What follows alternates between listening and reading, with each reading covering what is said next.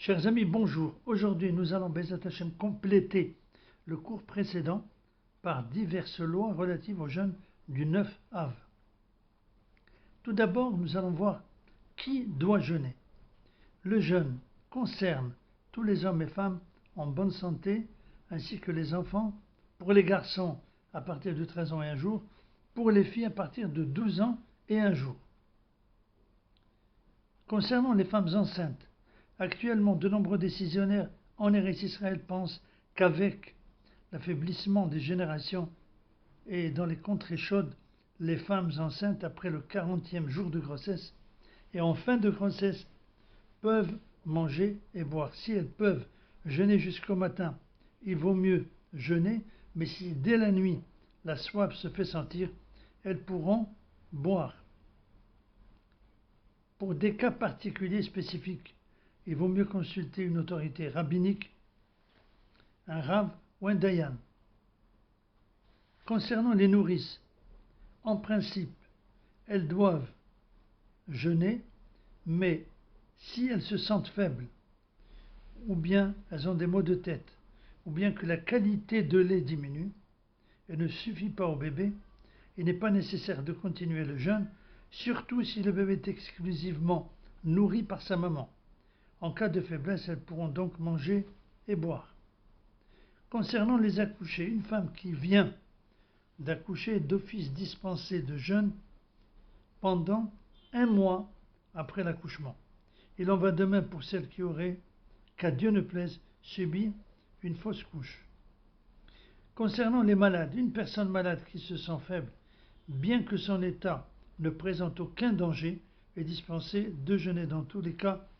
Pour pouvoir jeûner, un avis médical est recommandé. Concernant les personnes âgées, une personne âgée pour qui le jeûne est très difficile et son médecin traitant déclare que le jeûne peut lui causer des problèmes de santé, est dispensé de jeûner. Pour ceux qui prennent des médicaments et qui ont un traitement régulier, ils peuvent prendre leurs médicaments avec une quantité d'eau minimale ou encore mieux avec un extrait de thé. En conclusion, dans tous les cas de doute, consultez son médecin traitant. Nous allons voir à présent quels sont les changements dans la Hamida, dans les offices de Tisha B'Av. Selon le Rav Ovadia Yosef Zatzal, qui rapporte l'opinion de Rabbi Yosef Karo Zatzal, auteur du Code des lois, pendant les 3 offices, Arvit, Shahrit, Mincha, on ajoute 2 passages. Le premier, Nahem, un passage concernant la consolation dans la bénédiction relative à la reconstruction de Jérusalem et du Temple, qui se termine par Menahem, Sion Bebinyan Yerushalayim, c'est-à-dire qui console Sion avec la reconstruction de Jérusalem. Le deuxième passage, Hanenu, dans la bénédiction, Shomeya Tefillah, c'est un passage que l'on récite dans tous les jeûnes. Nous allons parler à présent de Birkat Levana. À l'issue de l'office du soir, qui marque la fin du jeûne, il est d'usage de réciter la bénédiction de la lune, afin de déclarer que le peuple d'Israël et la lune sont comparables. Même si le temple a été détruit et que le peuple d'Israël a subi l'exil, ils ont toujours un point commun, c'est qu'ils se renouvellent sans cesse. Un détail intéressant, l'usage des communautés d'Alger était de sonner le chauffard à la fin du jeûne pour encourager le Mashiach à venir au plus tôt. Le Rav Yehuda Ayash, toujours d'Alger, dans ses responsables, Maté Yehuda écrit: le jeûne étant passé, les misères sont terminées. Nous avons encore quelques points à élucider. Tout d'abord, concernant le port des téphilines, l'usage est diversifié. Certaines communautés portent les téphilines le matin à l'office de Shaharit, comme le faisait la communauté d'Alger et comme on le fait actuellement dans de nombreuses communautés à Jérusalem, d'autres portent le téfilin à l'office de Minha l'après-midi.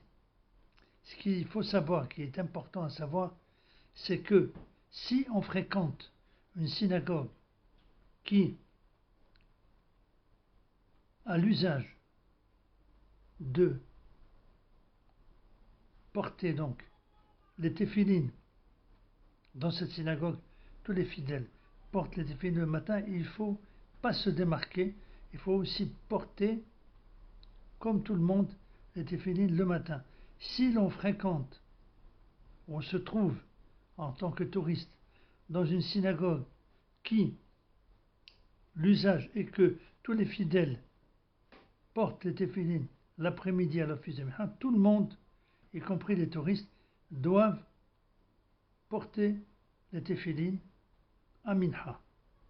Mais il ne faut pas se démarquer et faire différemment de toute la communauté. Ce n'est pas conseillé du tout. Un rappel, il est d'usage dans la plupart des communautés qu'à la fin du jeûne, on ne consomme ni viande ni vin jusqu'au lendemain, selon les usages, soit à midi, soit le soir. Un conseil qui est important de noter, de faire passer, c'est que dès aujourd'hui, il faut consommer une quantité supérieure à la moyenne d'eau et d'autres boissons pour pouvoir supporter le jeûne avec ces chaleurs, avec plus de facilité, bien sûr avec toujours l'aide divine. Il ne reste plus pour nous qu'à prier que ce jour de Tisha B'Av se transforme en fête avec la construction du troisième temple et l'avènement du Mashiach bientôt de nos jours. Amen.